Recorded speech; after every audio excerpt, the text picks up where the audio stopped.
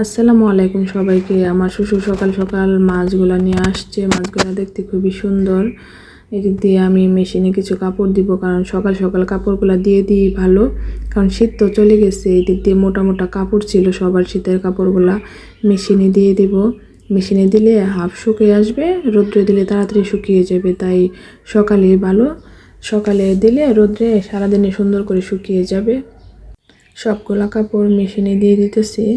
আইডার, cipher, আমার শ্বশুর শাশুড়ি, তাদের এই যে মোটা মোটা জ্যাকেটগুলা, বাচ্চাদের কিন্তু অনেক কাপড় লাগে শীত আসলে, তাদের অনেক কাপড়গুলা নোংরা হয়ে অনেক কাপড় মানে ধুইতে হয়ে গেলা, তাই মেশিনে দিয়ে এখন তো শীত শেষ, এগুলা গুছিয়ে ফেলবো, রেখে দেবে। তো আমি মেশিনটা অন করে দিয়ে চলে যাচ্ছি।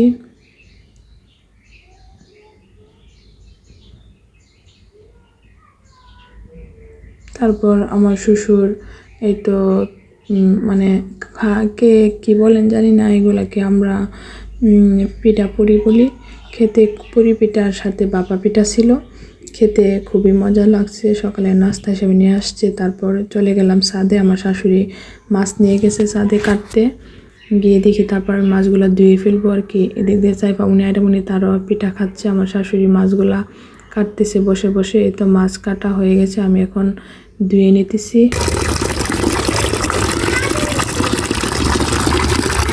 মাছ কাটা ধুয়ে এসে দেখি কাপড় ধোয়া শেষ। এই তো সবগুলা কাপড় এখন বের করে নিতেছে, ছাদে গিয়ে মেলে দিয়ে আসবো। এই তো ছাদে আসলাম, এসে দেখি খুব সুন্দর রোদ আছে। এই তো কাপড়গুলো মেলে দিতেছি ছাদে, সবগুলা কাপড়। সুন্দর একটা রোদ। এটা কিন্তু প্রায় এখন 9টা বাজে, সকালে 9টার দিকে খুব সুন্দর রোদ উঠছে।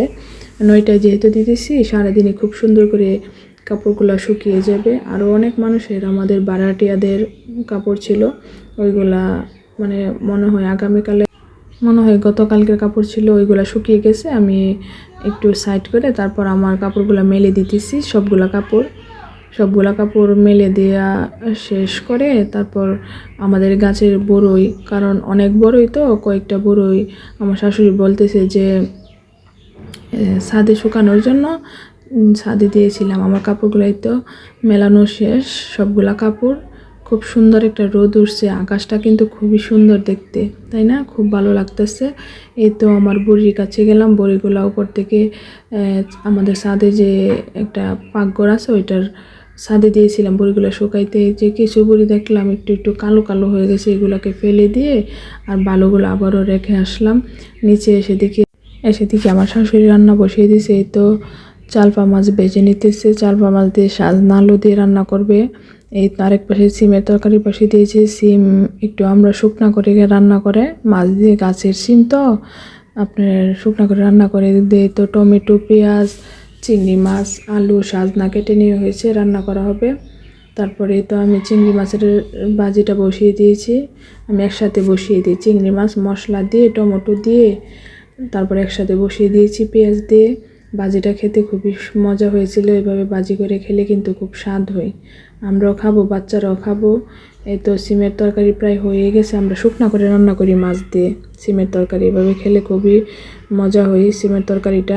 একদিকে রাইস কুকারে ভাত রান্না বসিয়ে দিয়েছি। তারপর দুপুরের খাওয়া খেয়ে ঘুমিয়েছিলাম, ঘুম থেকে উঠে বিকালের নাস্তা সেমাই আর পিঠা রান্না করা হয়েছে।